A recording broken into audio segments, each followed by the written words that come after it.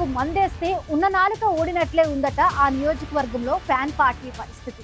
వరుస ఓటములతో కుదేలైన పార్టీని గాడిలో పెట్టేందుకు కొత్త ఇన్ఛార్జిని నియమిస్తే నాకేం సంబంధం లేనట్లు వ్యవహరిస్తున్నారట ఆయన. దీంతో ఆ నియోజకవర్గంలో పార్టీని ఎలా గాడిలో పెట్టాలో అర్థం కాక తలపట్టుకుంటోందట వైసీపీ అధిష్టానం.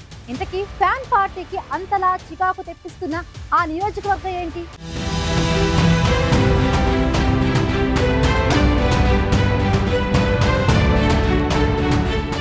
ఉమ్మడి ప్రకాశం జిల్లాలోని పర్చూరు నియోజకవర్గం వైసీపీకి కొరకరాని కొయ్యగా మారిందని చెప్పుకోవచ్చు. పార్టీ ఆవిర్భావం నుంచి జరిగిన 3 ఎన్నికలలో హేమాహేమీలను బరిలోకి దించిన పర్చూరులో ఒక్కసారి కూడా జెండా ఎగరవేయలేకపోయింది వైసీపీ. పోటీ చేసిన ప్రతిసారి ఓటమిని చవిచూస్తూ ఇప్పటిదాకా బోనీ కొట్టలేకపోవడంతో నియోజకవర్గంలో ఫ్యాన్ పార్టీ ఇమేజ్ పూర్తిగా డ్యామేజ్ అయ్యే పరిస్థితులు నెలకొన్నాయట.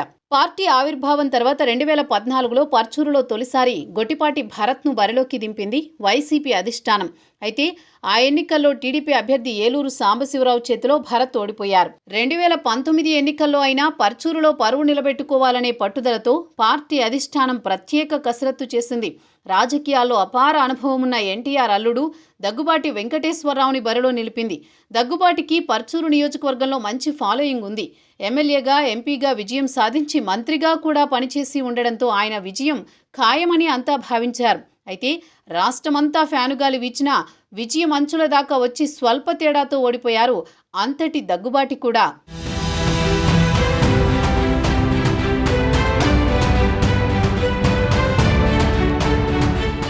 2019 ఎన్నికల్లో ఓటమితో దగ్గుబాటి పార్టీకి దూరమయ్యాక గతంలో ఇన్ఛార్జీగా పనిచేసిన రావి రామనాథం బాబుకు మరోసారి పర్చూరు బాధ్యతలిచ్చింది వైసీపీ.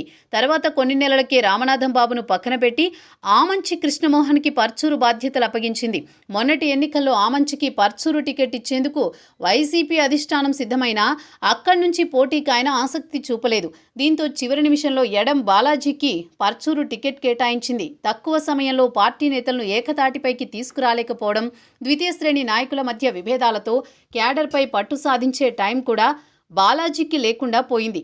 దీంతో ముచ్చటగా మూడోసారి వైసీపీ పరాజయాన్ని మూటగట్టుకుంది.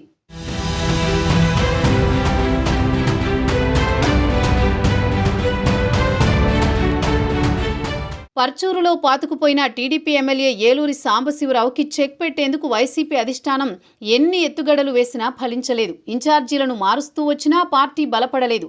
మొన్నటి ఎన్నికల్లో ఓటమి తర్వాత బాలాజీ నియోజకవర్గానికి దూరం అవడంతో పర్చూరులో వైసీపీ పరిస్థితి మొదటికొచ్చింది. దీంతో మాజీ మంత్రి గాదె వెంకట్రెడ్డి తనయుడు మధుసూదన్ రెడ్డికి పర్చూరు బాధ్యతలు అప్పగించింది. అయితే 9 నెలలు కావస్తున్నా మధుసూదన్ రెడ్డి పార్టీ కార్యక్రమాల్లో యాక్టివ్గా కనిపించడం లేదు. పార్టీ నాయకులతో సమావేశాలు లేవు. నియోజకవర్గంలో పర్యటించిన దాఖలాలు కూడా కనిపించడం లేదు. ఇప్పటిదాకా కొత్త ఇన్ఛార్జి పార్టీ కోసం చేసింది ఏమీ లేదని వైసీపీ క్యాడర్ అసహనం వ్యక్తం చేస్తోంది. వైసీపీ బలహీనత టీడీపీ హ్యాట్రిక్ ఎమ్మెల్యేకు కలిసి వస్తోంది. 2014 నుంచి వరుస విజయాలు సాధిస్తూ వస్తున్నారు ఏలూరి సాంబశివరావు. పర్చూరులో ఉన్న రాజకీయ పరిస్థితులలో సాంబశివరావును ఢీకొట్టాలంటే వైసీపీ ఎన్నో వ్యయ ప్రయాసలు పడాల్సి వచ్చేలా ఉంది. అధిష్టానం నియమిస్తున్న ఇన్ఛార్జీలు ఎవరూ సాంబశివరావుతో తలపడగల నేతలు కాదనేది పర్చూరు క్యాడర్ నుంచి వినిపిస్తున్న మాట. గాదె మధుసూదన్ రెడ్డి కూడా ఇలాగే అంటీముట్టినట్టుంటే పర్చూరుపై పూర్తిగా ఆశలు వదులుకోవాల్సిందేనంటోంది ఫ్యాను పార్టీ క్యాడర్. ఇప్పటి నుంచే మధుసూదన్ రెడ్డి ప్రజల్లోకి వెళ్లగలిగితేనే వచ్చే ఎన్నికల నాటికి వైసీపీ బలం పుంజుకునే అవకాశం ఉందంటున్నారు.